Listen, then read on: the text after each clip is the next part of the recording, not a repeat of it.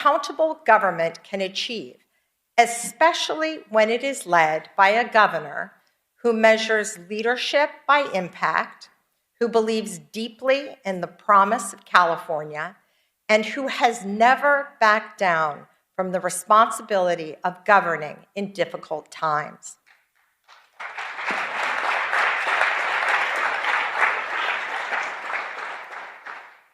Governor, I'd like to also take this opportunity to thank you for the partnership you created between us and our offices. It is a rare accomplishment. And I am especially grateful for the trust you placed in me to serve as your representative for international affairs and trade. As a former United States ambassador and as the members of the Consular Corps here can attest, California's role on the global stage has never mattered more. The world is quite literally watching.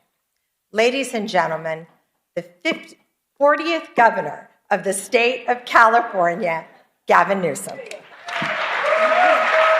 number am I? 40? I don't know. I don't remember. I don't even remember. 40? I don't even know. All right, Council. Thank you. Thank you, everybody. Thank you. Thank you, everybody. Thank you, Madam Lieutenant Governor. The Speaker, I'll pick up on your remarks to the person who should be given the State of the State based on your reaction, our new Senate Pro Tem. My gosh. What is that? Clearly still in your honeymoon phase. You're going to enjoy it. I'm just saying. By the way, I was looking for some response from some of the folks over here on the right. When the Speaker said this is his last State of the State, I was assuming DeMaio would look up and maybe applaud or something. So hopefully a few of them are shaking their head. They're looking forward to this. The sad thing for you, you're going to have to endure about 45 to 50 minutes of this. And I say endure because we're all in this together, including myself. The reason I've been back here in a few years is, as you know, I have no problem speaking, and perhaps, sometimes a little more long-windedly than people like. But when it comes to the written text, that has never served me well. I did a little children's book a few years back that sort of exposed the truth, the ugly truth about my challenges with reading. I'm not shy or, embarrassed about my 960 SAT score, but I am a little bit about my inability to read the written text. And so it's always been something that I have to work through and I'm confronting. And so I say that with grace. I say that with the humility that's at hand today. And I also say that in the spirit, as I said, of what the Speaker was saying. For some of you, it may have been a little jarring what he said. For others, it was more than appropriate. It's the stress that many of us are feeling, the stacking of stress in that journey the Lieutenant Governor is talking about over the last 7 years. And I don't think we've given ourselves the kind of grace that we deserve. We never had time to really reflect on everything we've been together. Last time I talked here was 2020. And all of a sudden, everything was virtual. And we came right out of that, and the social unrest, supply chains, inflation, all this stacking of stress. And so I'll try to reflect some of that in my comments today. I'll say things that may be piercing to some of you, but it's not intended to demean, it's not intended to divide, but I'm speaking from my heart. I'm saying what I think, again, with the grace and humility to know that I am constantly a work in progress. I'm learning on this job, 7+ years in, learning every single day, and proud in closing as I jump into the speech of all of you and all that I've learned from each and every one of you, each and every one of you, regardless of your politics, regardless of your faith, regardless of where you live and who you voted for. I just want to express gratitude to every single person in this chamber.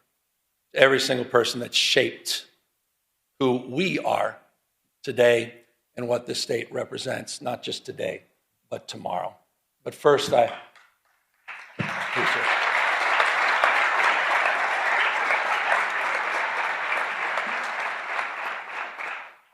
speaking of shaping things, I've been thinking a lot about, your final speech. Think about your life. Think about your journey. Think about the things that shaped you. And I'll begin a little bit with that, about having spent nearly my entire life, now almost 6 decades, along the rivers of this remarkable state, from my youthful days on the upper American River with my dad to my time with my own children downriver, not too far from here. Those rivers that have shaped the story, not only my life, but shaped the story of California, a sense of place. From native people shaped by these rivers to men who extracted riches from their silt. The shout of Eureka, Eureka. It's when the madness began. Fortunes were made, fortunes were lost, time over and over again. Farmers who worked the soils nourished by those rivers, settlements that turned into towns that turned into thriving American port cities. Industries in our state flourished. Through 2 world wars, a Great Depression, and social upheaval, booms and busts, California endured. California thrived. And the rivers, they kept flowing. For 175 years, California has been a marvel of invention and reinvention, disaster and recovery, grit and ingenuity. We've found ways to build the future over and over. But today, that spirit is being tested. We face an assault on our values unlike anything I've seen in my lifetime. The federal government, respectfully, it's unrecognizable, protecting the powerful at the expense of the vulnerable. Their credo seems to be about fear of the future, fear of the stranger, fear of change. In Washington, the president believes that might makes right, that the courts are simply speed bumps, not stop signs, that democracy is a nuisance to be circumvented, secret police, businesses being raided, windows smashed, citizens detained, citizens shot, masked men snatching people in broad daylight, people disappearing, using American cities as training grounds for the United States military, purposeful chaos emanating from 1600 Pennsylvania Avenue, shifting a tax burden from the wealthy, from billionaires to small businesses, ranchers, farmers, and the middle class, lining the pockets of the rich, crony capitalism at unimaginable scale, state capitalism, self-dealing, profit-making, not policy-making, rolling back rights of marginalized communities, rewriting history, censoring historical facts. Their politics, some politics of some twisted nostalgia about restoring the dynamics of a bygone era. None of this is normal. And it's important to remember at moments like this, the greatest tragedy is not, as King said, the clamor of bad people, but it's the appalling silence of so many good people.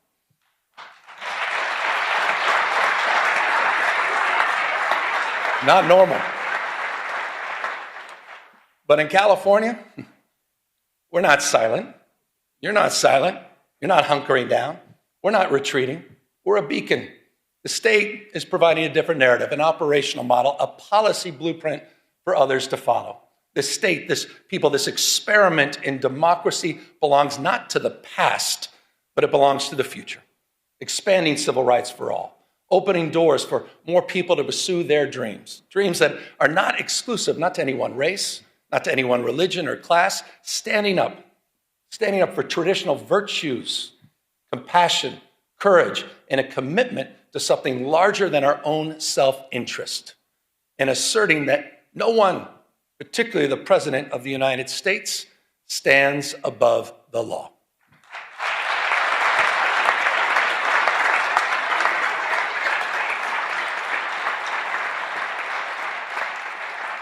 We've gone to court. We've gone to court to protect our people, pushing back against this executive overreach. 52 lawsuits have been filed, funded by you, by the way, in the special session that all of you led. And as a consequence, point of pride for our Attorney General. As a consequence,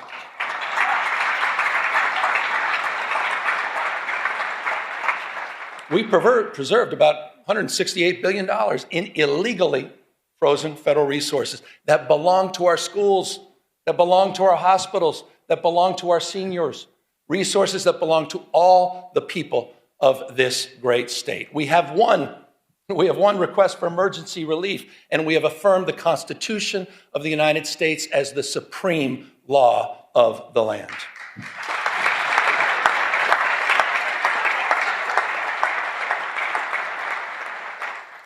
I say this with respect, but mindful. But Mr. President, you can't cut off critical food assistance for millions of people. You can't send the military into American cities without justification. And you cannot cruelly and illegally cut off funding for medical research, homeland security, or disaster response. That is wrong. That is wrong. And you have all stood up. You have all stood up. Our Attorney General has stood up. Our Speaker has stood up. Our Pro Tem has stood up.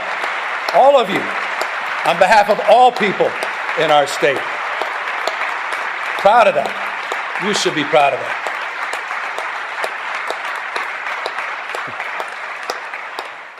But I'm not naive. If we're going to keep the faith for the California spirit, we got to do more than just resist what is wrong. We got to keep building what's right. We're not defined, we all know this, we're not defined by what we're against, we're defined by what we're for, opportunity and dignity and responsibility, the future. Every year, the declinists, you know who you are, the pundits and critics suffering from California derangement syndrome. Look at this state to tear down, try to tack all our progress, but we know the truth. California's success is not by chance, it's by design. We've created the conditions where dreamers and doers and misfits and marvels with grit and ingenuity come to build the impossible. We became a destination for the world's first-round draft choices, the best and the brightest who come here from all over the world for riches and new beginnings. And I'm not just talking about the tech CEOs and the founders in Silicon Valley or the producers and writers in Hollywood. I'm talking about the mechanics in Modesto, the farm workers in Salinas, and the police officers in El Centro. That's what we do, first-round draft choices. No state, simply no state in America that contributes more, none, to the American greatness. No state builds more ladders to success or sees around more corners. The biggest manufacturing economy constructed here. The most productive agricultural economy grown here. 18%.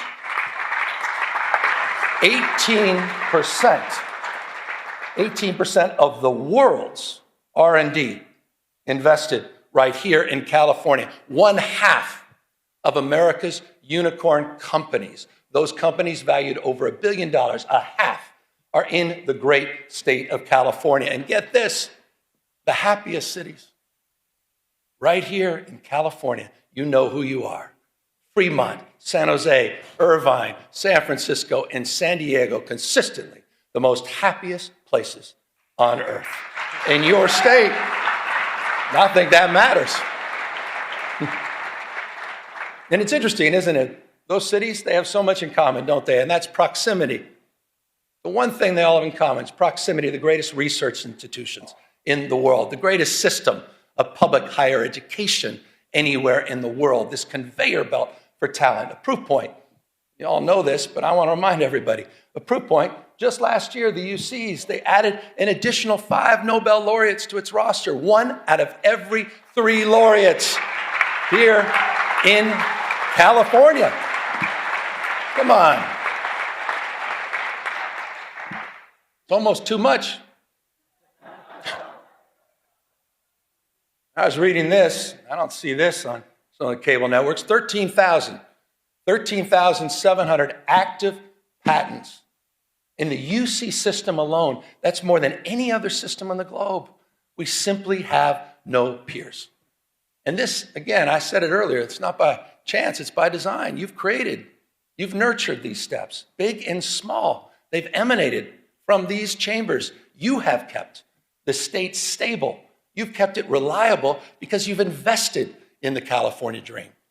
Just last year, building that framework, we worked together to unveil the first concrete economic development blueprint in California's history. It wasn't top down, it's bottom up. It's region by region. Some 10,000 people, remarkable number, participated in the development of this plan. We call it Jobs First. 13 economic and workforce development plans aligned to the universities, aligned to our trade schools. It's a plan that reconciles the macroeconomic story of the world's fourth largest economy, $4+ trillion a year, with the microeconomic reality of 40 million people living here. It's an economic plan that's nourishing. It's an economic plan that's family supporting.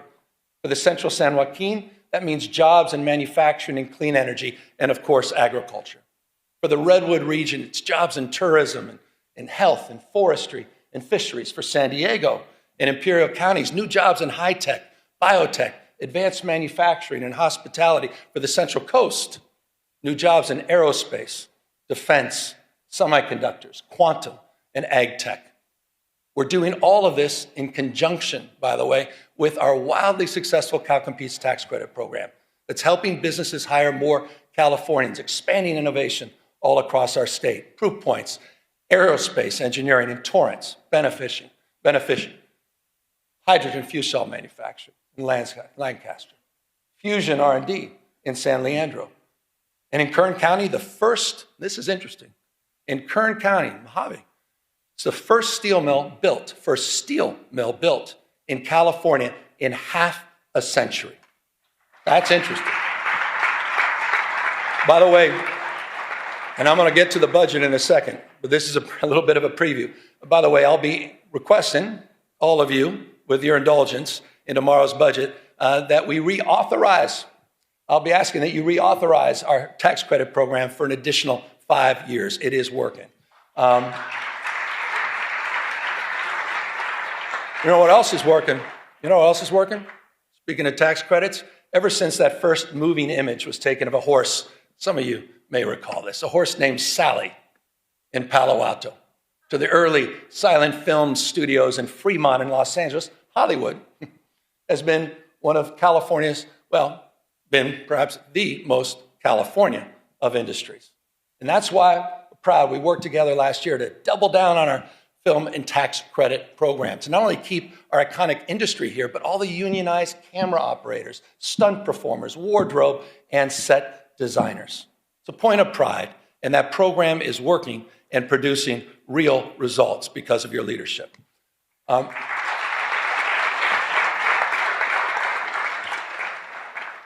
as we support our proud past, we also need to make investments in our economic future. We're defining the next decade and beyond through robotics and fusion and space and quantum and artificial intelligence.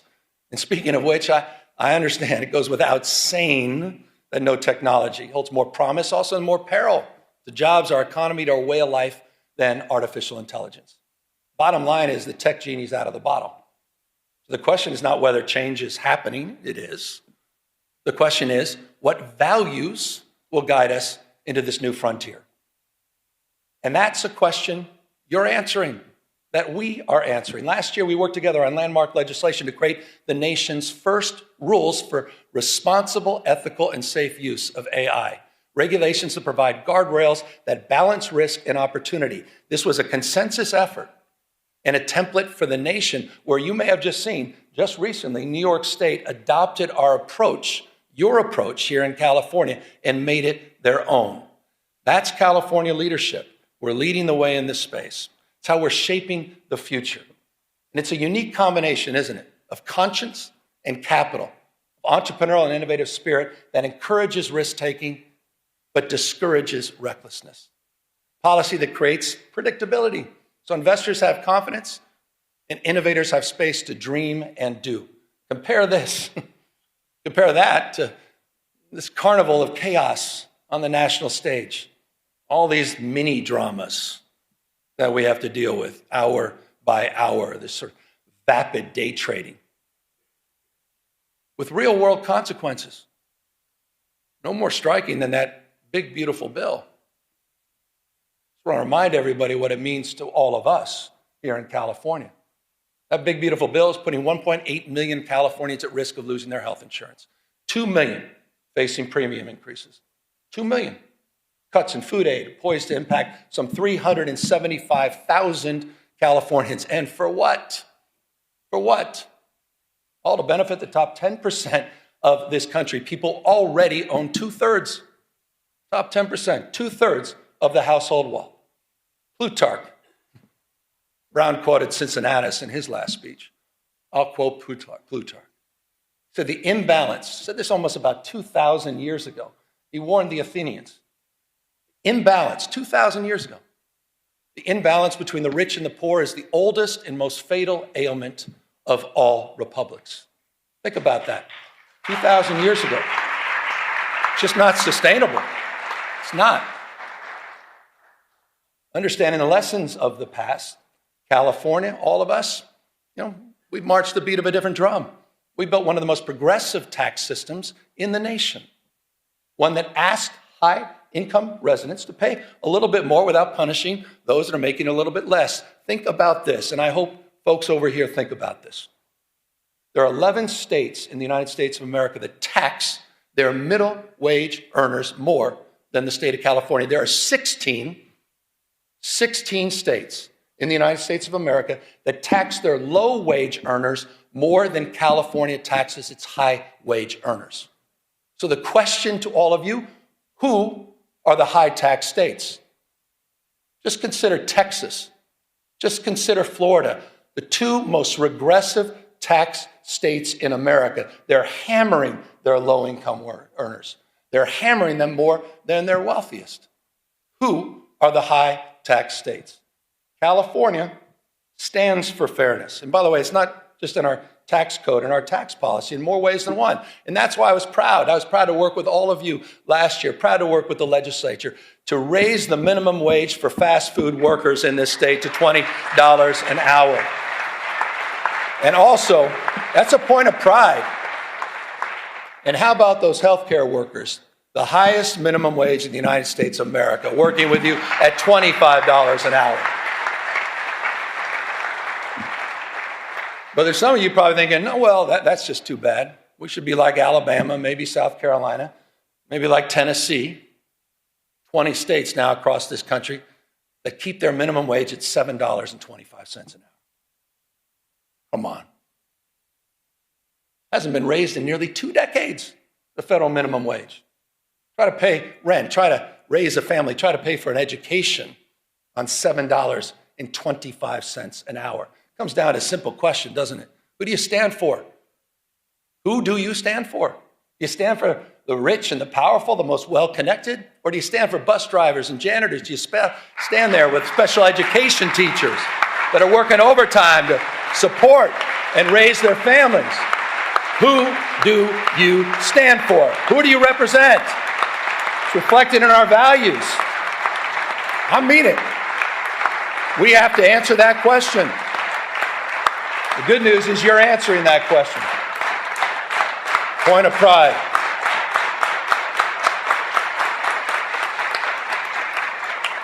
California way. I mentioned special education. Let's talk about our educators.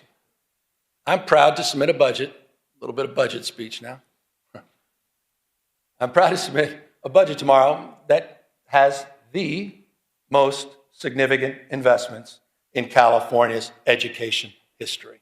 That's a fact. That's happening tomorrow. But this may interest some folks, what I'm about to say. It will be a general fund budget of $248.3 billion. But this is interesting. You may want to write this down. It includes revenues that are $42.3 billion higher than we forecasted. $42.3 billion higher. Why? Why? Because our economy's growing. Our population's growing. Why? Because of the energy and daring of entrepreneurs that are growing and dominating in the industries of the future. As a result, of that $42.3 billion windfall, by the way, did not even include the December numbers, which just came in almost $3 billion above projection. Interesting fact. Mindful, as we should be, of the erratic nature of our state revenue and our long-term structural challenges that we will discuss in detail tomorrow in the budget presentation, we're going to rebuild our reserves, $7.3 billion. We're going to pay down long-term pensions, and those obligations, over $11.8 billion, will be met over the next few years, including $3 billion just in next year's budget. Speaking of obligations, I want to broaden this. Some of the work that we've done together, it's the obligation that we have, no greater obligation than to our kids. And back to the issue of education. That's why tomorrow's budget includes a record-breaking $27,418 per student. We have never had per pupil investment as large as that in our state's history. It's also a budget, we got to celebrate our wins. We forget about these things. It's also a budget that fully funds our brand new grade, TK for All, and maintains our commitment at the same time to reduce class sizes. Fully funded. Also a budget that continues our nation-leading investments. And I'm proud. My wife, thank you for the recognition, Mr. Speaker, my wife. But I'm proud, but she hadn't done anything yet. Hold on. But I'm proud of her advocacy and your advocacy, making sure we continue to lead the nation in our investment in school meals. Nearly $1 billion. This is amazing. It's nearly $1 billion breakfast, lunch, and snacks each and every year. We're going to take that to the next level. And it's also, this budget's going to advance the nation's most expansive and audacious plans to eliminate ultra-processed foods at the same time from our cafeteria. California is leading in that space. Now, I say we're leading in that space, but you may have seen the space in that morning paper. You may have seen the space on cable networks where Donald Trump just announced a couple days ago that he will illegally be cutting all federal funding for TANF and childcare in, curiously, just 5 blue states in America, including California. Just think about that as a value proposition. I'm glad no one applauded that. How the hell can you applaud that? These are cuts that are going to throw parents right in total disarray, forcing them to choose between going to work or taking care of their children. And it'll also be cuts that put at risk, Madam Pro Tem understands this, the most significant expansions of childcare in the United States of America that are happening right here in California. Here's the number. Our investments support close to 500,000 children. 487,000 children are supported through our healthcare expansions in this state, saving families thousands and thousands of dollars a year. That is a point of pride, and it's a point of privilege to acknowledge the leadership of the Women's Caucus, our new pro tem, and many of you for helping make that happen. It's also a point of contrast with the current administration. Child care is economic development. I'm surprised not everybody's stepping up on that one. Maybe we all don't have families. I'm a dad. I appreciate child care. Look, when we talk about saving families money, let's consider the bold commitment we made just a few years ago as well. And that's to bolster after-school and summer school programs. We bolstered them by providing 9 hours a day of enrichment and 30 days of summer school each year. And I'm proud to say that this budget is going to finish the job to make that pledge universal at every elementary school in the state. We will complete that commitment this year. That's after school for all. We did it.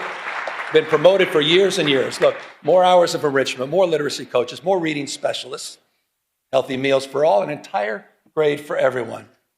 But we understand it's not just any one of these initiatives on their own. It's also the complete transformation of our campuses through rigorous, relevant, and engaging community schools, one of our most significant achievements over the last few years.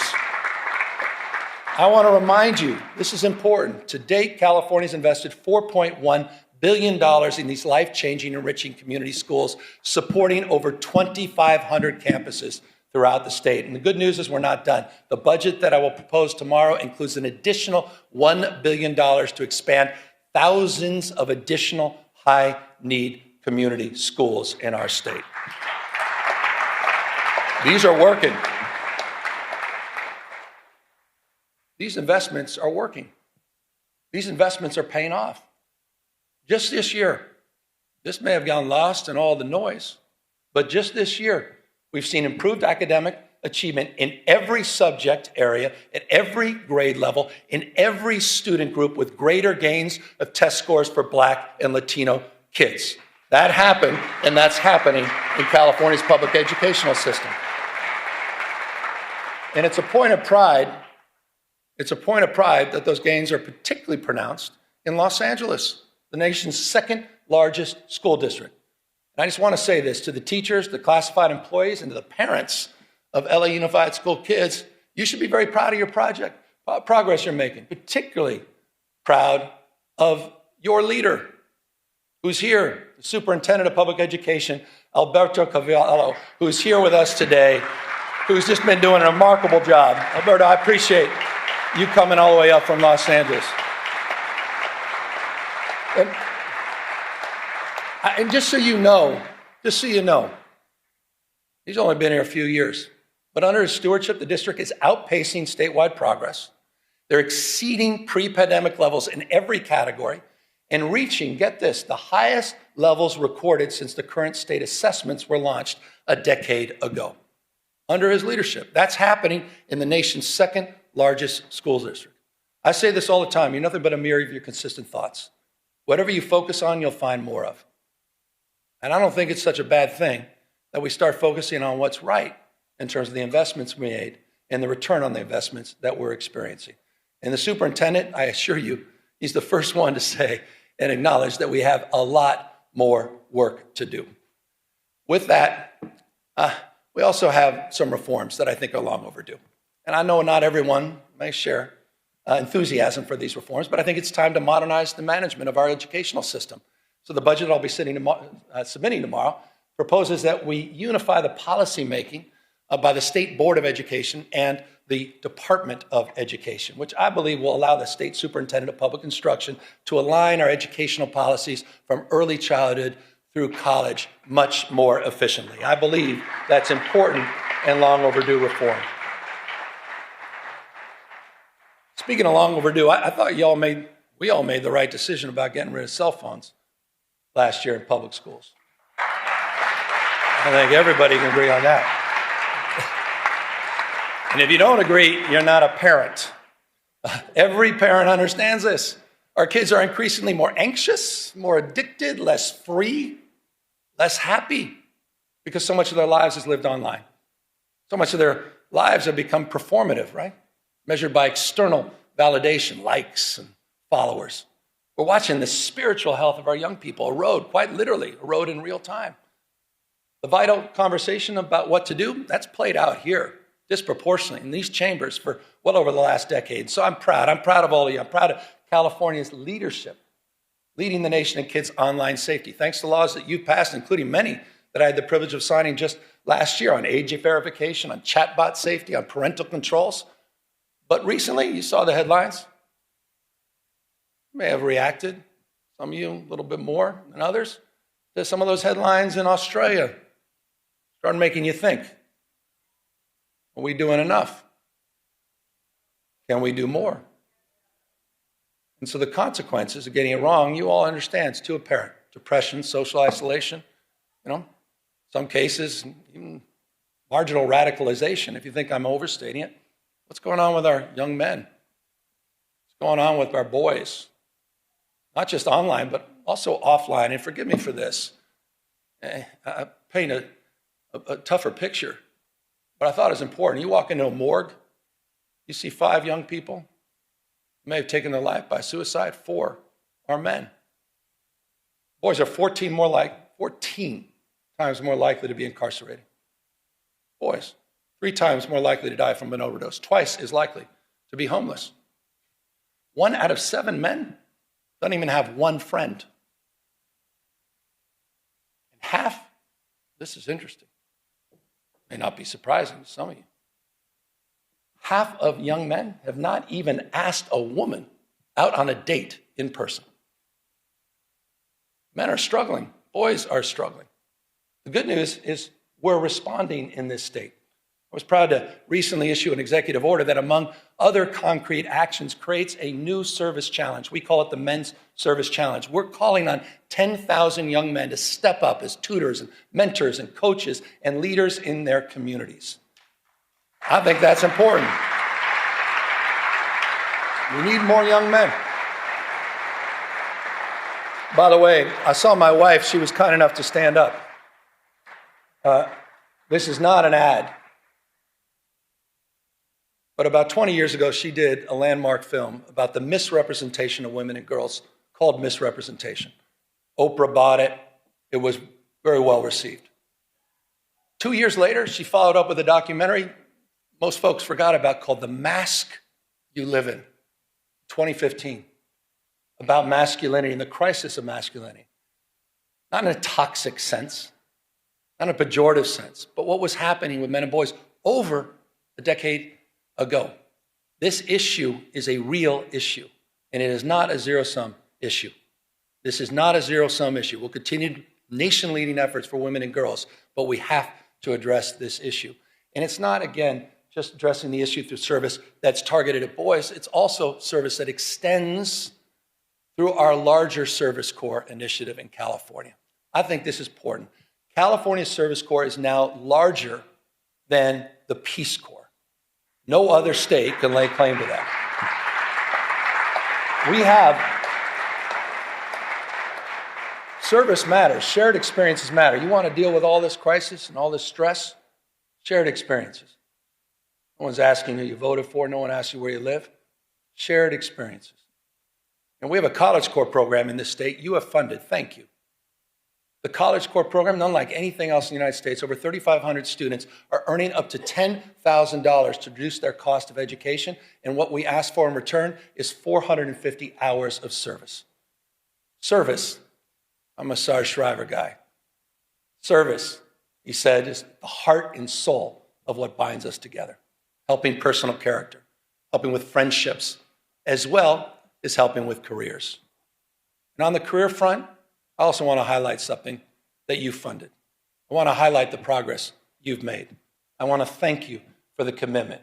We created the state's first master plan for career education. It was a 3-year process. We just recently completed it. It creates these seamless, debt-free pathways from school to high-paying jobs with or without college experience. We're integrating new training, strengthening these regional partnerships, and building a new career digital passport so people can track their skills.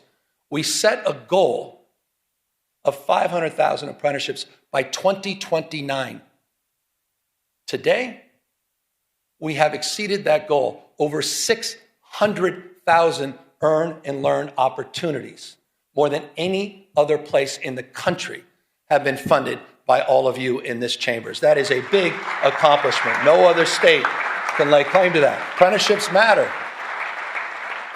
And these are folks in the skilled trades, right? These are the electricians and the laborers and the carpenters. And by the way, they're already at work strengthening and building the physical foundations of our state. Right now,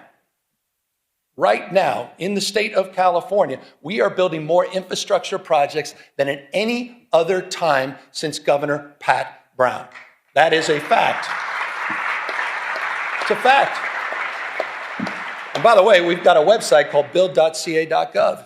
And you'll see when you go to that website, into your districts, into your community, you'll see the progress. $109 billion currently underway, more than 28,000 separate projects supporting over 200,000+ jobs to strengthen this state.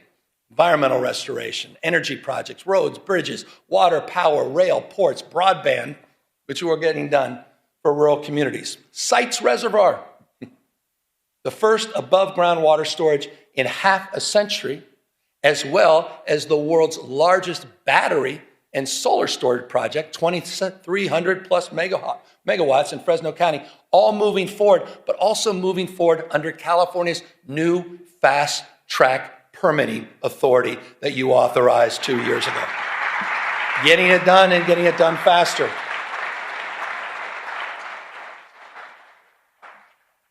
I debated whether or not to include this in my comments, but I thought it's important. My gosh, how about mis and disrepresentation? How about mis and disinformation? Pick up on permitting, fast tracking.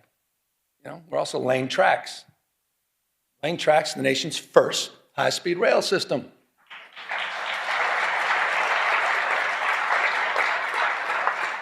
You want to do well in the future, you got to invest in the future.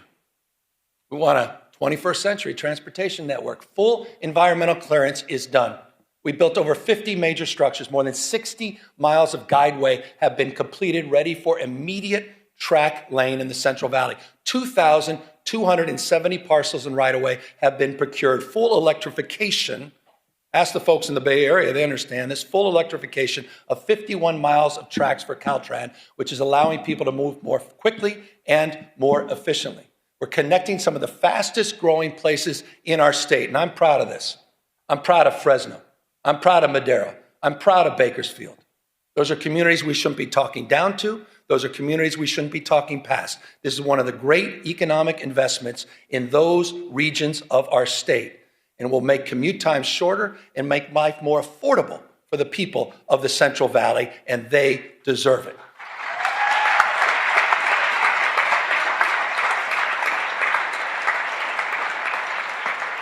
By the way, affordability, it's not a word we just discovered. Certainly not a hoax. So just briefly, here's the way we think about it. I think the way most of us think about it, it's not just one issue. It's a stacking of many, many issues on top of each other. But the one issue that impacts more things in more ways on more days, pretty self-evident, cost of housing. It's really California's original sin. For decades, it's true. For decades and decades, the California housing reforms have been sort of notable for delay, often even denial. That said, a few years back, we got to work. In 2019, we passed the strongest statewide renter protections in the United States of America. We did that together. In the past few years, we have enshrined the most consequential housing reforms in our state's history. Just last year alone, and I'd have to name check about 20 of you. Scott Buffy among many. But I'd probably lead with those two. I was proud to sign 61 housing reform bills, clearing away regulatory thickets, forcing local governments, often resistance, to get in the game, and modernizing our environmental review. But we obviously have more work to do. And this year, I hope we can work together, legislature, to focus on the cost of construction, focusing on utilizing new building methods and new technology that are worker-centered reforms that must bring our brothers and sisters in labor along with us. We have that opportunity this year. Build on that. There's another area that also requires our I think, urgent attention, and that's the institutional investors that are snatching up homes by the hundreds and thousands at a time. These investors are crushing the dream of home ownership and forcing rents too damn high for everybody else. And I just humbly submit, I think it's shameful that we allow private equity firms in Manhattan to become some of the biggest landlords here in our cities in California. It's time to tackle that issue, and I look forward to working with all of you to address it. So in the next few weeks, I've heard from a number of you on this, and I think there's some bills in this space. I look forward to working with the legislature to combat this, at the end of the day, it's just monopoly, it's monopolistic behavior, and strengthen accountability, level the playing field for working families. And that's going to mean more oversight and enforcement, and it potentially is going to mean changing some of our state tax code to make all of this work. Look, Malia liked the word tax. housing is just one component. Housing is one component on this stack of affordability challenges that we face. And that's why our stack of solutions has included more than tripling the earned income tax credit in this state and providing some $7.6 billion back into the pockets of people since 2019. We've created the Young Child Tax Credit, the Foster Youth Tax Credit, new programs that we created together. And I'll remind you, we increased paid sick leave and paid family leave, allowing eligible workers, this is important, just went into effect, to receive up to 90% of their wages while they're raising and supporting their families. Few states in America are doing that. Through all of these programs, through all of these targeted tax credits, these rebates and program expansions, the average California family now saves $18,000. Not insignificant, $18,000. But I also am mindful and recognize that the new cost of eggs is now your energy bill. The number one driver, by the way, number one driver of your increased energy bills over the last decade has been the cost of hardening our infrastructure and other wildfire-related costs. Respectfully, significantly, not exclusively driven by climate change. That's why I was proud to work with all of you to extend our nation-leading Cap and Invest program for another 2 decades. But when we did this, we were mindful of this crisis as it relates to utility bills. And we provided in that extension close to $60 billion in rebates for your monthly energy bills. This legislature did that. That is a meaningful accomplishment to address the issue of affordability. We also worked across our differences, finally, after years and years, to come up with a new energy market, a regional energy market that will also increase reliability at the same time it lowers energy bills. By the way, one of the things that's not high, interestingly, unsurprisingly in California, is our uninsured rate. 6.4%, it's among the nation's lowest. In addition to our healthcare expansion, no other state has done more in that space. We also subsidize some 370,000 people to help bring down the cost of their health insurance through Covered California. But respectfully, it's not good enough just to subsidize healthcare costs. We need to lower them fundamentally. And we're doing just that. Working together through our CalRx program, we launched our own generic drug label. Just last week, we released and launched an insulin pen at just $11. No other state can lay claim to that. It is now available to Californians. By the way, it's just like we did with naloxone last year and other life-saving drugs. So it's in that spirit that we focused on reforms, including in our mental health and homeless space. And I want to just acknowledge, when I got here, we had no homeless plan, we had no housing plan, we had no mental health plan, there's no accountability. There was little investment. Not a knock, it just wasn't the focus, the priority of Sacramento. It was the responsibility of cities and counties. I know this intimately as a former mayor. When I was mayor, I never thought about calling Arnold Schwarzenegger and say, "What the hell are you doing on homelessness?" Wasn't even in my consciousness. It was responsibility exclusively of cities and counties. That has fundamentally changed. We crafted new statewide programs. Just think about this. Don't forget about it. You funded Home Key. You funded Project Room Key, that together have taken, quite literally, PolitiFact this, 72,000 people off the streets by converting hotels and motels and other properties into long-term housing. And by the way, we're seeing results. We're seeing results. Early data just compiled. You may have seen this. We just released it. Early data shows, and this is the important number, unsheltered homeless, that the number of unsheltered homeless in California dropped almost double digits, 9% last year in 2025. It dropped in the state of California. First time in over a decade and a half that we can lay claim to that. LA down 10.3%, Riverside down 19%, Contra Costa County down 34.8%. And I'll remind folks, by the way, you think this is unique to California. Overall homelessness in the United States of America went up 18.13% last year. California, 2025, unsheltered homeless, 9% reduction. First time in almost 2 decades. So the investments are paying off, and of course, it's not good enough, particularly for those living on the streets, self-medicating with drug and alcohol addictions, those suffering from bipolar disorder, schizophrenia, and paranoia. But because of your leadership and new tools to address this issue, we've modernized California's landmark conservatorship laws for the first time in over half a century.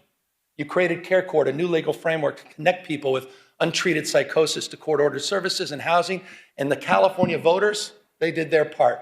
They supported Proposition 1 with a passage in 2024, $6.38 billion. Here's a brief update for folks that just think this is all going to go away on its own and we don't have to make investments.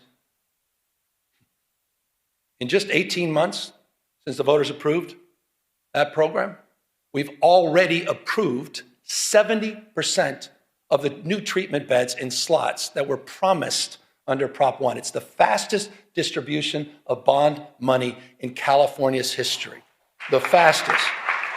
4,000, here's a numeric, 4,236 new locked and unlocked mental health beds, 18,875 new outpatient beds. It's a big deal.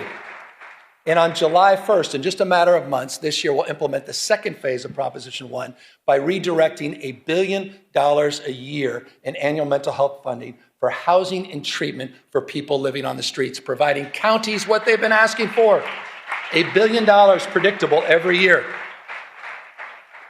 So I say this with love and respect to the counties. No more excuses. It's time to bring people off the streets and out of encampments and into housing and treatment. No more excuses. You've done your job, members of the legislature. We have. No more. State vision is realized locally. Localism is determinative. Just is, period. That doesn't mean our hands are clean. No one's naive about that. And that's why just since 2021, the state has removed, with your support, some 19,000 encampments. And we've worked with providers all across the state to get over 61,000 people out of those encampments and into services. We're seeing results, making streets safer for everyone, fully recognizing that quality of life is at the core of so much of the frustration people feel about our state. And when it comes to quality of life, when it comes to public safety specifically, let's talk about the facts. For the first time in California's history, you stepped up, did something we've never done in the past.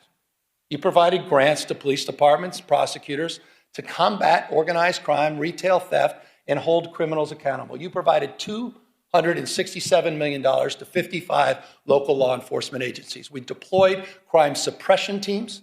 We deployed them in Bakersfield. We deployed them in San Francisco. We deployed them in San Bernardino, in Oakland, and recently, because of the tragedy, the shooting in Stockton, we deployed them there. We're supporting local law enforcement. We're also supporting, with the help of the California Highway Patrol, a force that's been bolstered by the addition of 1,000 new officers. And here are the results.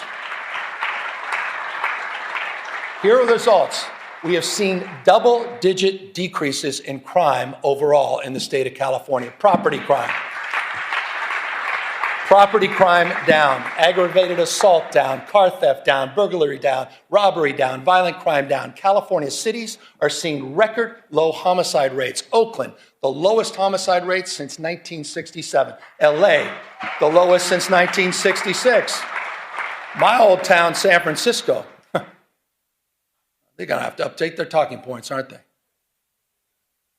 My old town, San Francisco, the lowest homicide rates since 1954. 1954. Okay.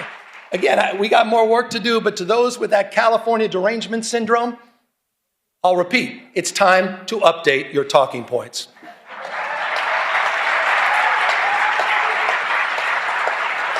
You guys have been working hard at this. No one's walked away from public safety. You guys have been leaning into public safety. We didn't turn a blind eye to this. We invested in it. We did the hard work. We didn't sit by and moralize it. We didn't talk about it. We leaned in. You leaned in. And you're producing real results all throughout the state of California. Proud of that. Look, California remains the most blessed and often cursed place on earth. Profound natural beauty, prosperity, profound natural disasters, testing our spirit, testing our resources. I want to close with two things here. I was down in Belém in Brazil at COP30 recently. It was a climate conference. By the way, the US, nowhere to be found. We were a footnote. The United States was a footnote. China, close to 800 delegates. United States, not one. Not even a note taker. I want to remind everybody, China today manufactures industrial policy. Manufactures 70% of the world's electric vehicles. They're flooding the global market with increasingly high quality and inexpensive cars. And I just want to say this clearly, so it explains a little bit about our rationale. This is not about green power. This is about economic power. They are dominating the space. They're locking in markets. They're locking in supply chains. They're locking their influence all across the globe. They're cleaning our clock. But in California, we're not bystanders. We've already seen 7 times more clean energy jobs than fossil fuel jobs in the state of California. And last year alone, the 4th largest economy in the world, using 100% clean energy, 4th largest economy in the world was run on 100% clean energy for at least a part of 9 out of 10 days. Think about that. It's unprecedented. Unprecedented. Almost 9 out of 10 days. 2/3 today, 2/3 of our energy comes from clean sources. Solar, hydro, comes from wind, and geothermal comes from nuclear power. And just last year, California finally ended its use of any coal-fired power. None. We're in the how business. We're proud to be in the how business, and we understand something that increasingly people are starting to understand, at least people that are open to argument, interested in evidence. That climate risk is financial risk. That climate risk is becoming uninsurable. That's why in California we're making our homes and communities more resilient to heat and fire. That's why we're working with our insurance commissioner. A lot of work to do here. Talk about grace. Working with our insurance commissioner to protect homeowners from unpredictable rate increases and cancellations. We became the first state, together, we became the first state in the country to require insurers to lower insurance for home hardening upgrades. That is not the case in any other state. And in the last few months, this is important, in the last few months, 6 insurance companies announced their commitment to remain in or expand coverage here in California. Again, a lot more work to do. That was important. That was an important milestone.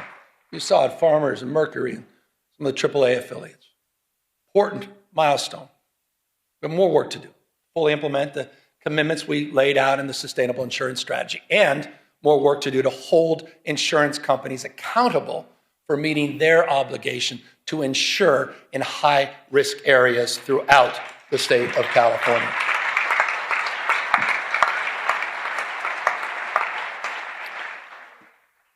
I want to end with this. I was down in LA yesterday, got back last night, and those insurance stories, they self-evidently, unsurprisingly, were front and center with those survivors that I met.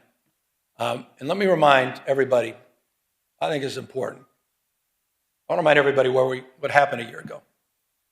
Put it in perspective. Between January 7th and January 22nd, 48,000 acres burned, the size of 3 Manhattans. 3. Communities torn asunder, Palisades, Altadena, Malibu, Pasadena's. Fires took the lives of 31 people. 31. Destroyed 16,000 structures. So on the sober anniversary, it's not only right that we honor the lives lost, but we also honor the lives of some of the remarkable heroes and leaders, the first responders and firefighters that faced unimaginable conditions.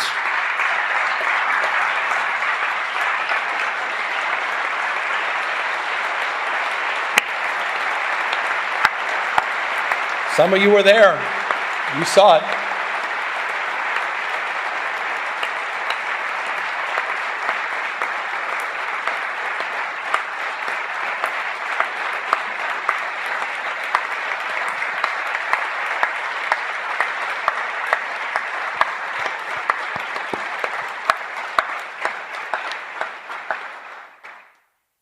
$16,000 at peak, 16,000 personnel working in the arena, the theater of fires, 16 plus large-scale fires. Remarkable. It was a firestorm, I'll remind you, in the middle of winter. Hurricane force winds attached to a fire. What they did, I don't need to say it, you just demonstrated, it was miraculous, it was heroic.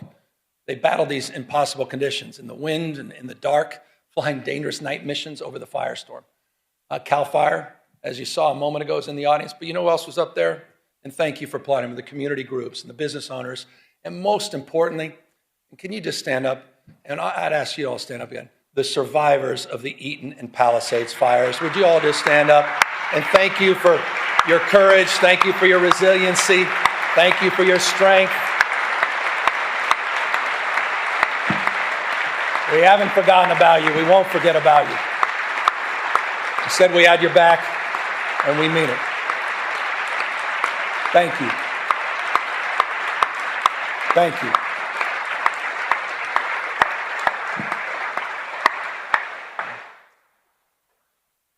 It's always difficult sometimes to talk about this because we were in roundtables, Jen, members of my administration yesterday talking to survivors, and it's called comfort when you say we have the fastest debris removal in U.S. history, which is true. Fact. We provided mortgage relief. You provided $2.5 billion of grants and funding. I've signed 27 executive orders. You've passed dozens and dozens of bills to reduce and remove, reduce time, reduce red tape to allow survivors to rebuild much more quickly. And it is true at this time, 14,000 structures in the Paradise fire. There were only 385 permits, 16,000 structures. We've over 2,500 permits in LA, but it doesn't mean anything if you're not one of the beneficiaries of that. And so we recognize that it's not good enough. And it's not nearly good enough. And that's why we need to do more to turbocharge the efforts to rebuild these communities. And that's why I'll be asking you, and it's in the budget we'll provide tomorrow, to focus on a new rebuilding fund that will help close the gap. This is the biggest challenge, close the gap between insurance payouts and the cost of rebuilding. This will help get survivors back in their homes much, much faster. But I'd be remiss. Contrast these efforts with the President of the United States. It's been a year. Contrast these efforts to Donald Trump's, his complete failure to act. He's even refusing to send a disaster recovery request to Congress of $33.9 billion. By the way, that request supported by every member of the California delegation, every Democrat, every Republican. We lost someone I thought was a wonderful human being, Doug LaMalfa. I was engaging with him on water policy just last week. Doug had our back. Doug was there in the first round. Doug met with us. Doug said, we don't play politics with this. It's time for the President of the United States to act like the President of the United States, all the United States of America, to fulfill his promises that he made, to deliver for the people of Los Angeles. It's time for the President of the United States to do his job, not turn his back on Americans that happen to live in the great state of California. He was there. We were there for you in Paradise.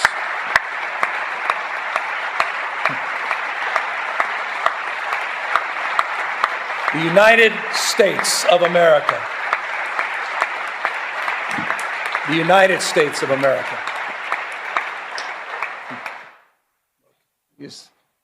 No doubt these are challenging times. It's not just because of the fires, not just because we get to the federalization of the National Guard or the assault on our democratic norms and institutions.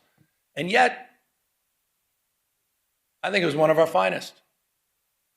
Because hardship doesn't merely wound us, it reveals us. The story of California has never been a story of ease. It's a story of effort, strengthened by trial and enlarged by the people who refuse to give up on one another. We built something that is not perfect, not finished, but it's real, always moving forward, like the rivers that define our landscape. Our people themselves are unstoppable. We're home to more Americans than any other state. Culture, food, music, AI, biotech, quantum computing, agriculture, all happens here first. We don't run from change, we drive it. And we're proving that inclusive democracy works. We're proving that expanding human rights works. We're proving that legal immigration works. And we're proving that a progressive tax structure works. California's never been about perfection. We're about persistence, the courage of our convictions, and the strength to embody them. That's the California way. And it lights the path for the rest of the world. The work we do, the work you do, building a California where every person can see themselves is never ending. And so we continue on. Because years from now, we can tell our children we did not settle for the world as it was. We can say with pride, we built something worthy of them. We built the future. Thank you all very, very much. Thank you to this legislature for your remarkable leadership. Thank you.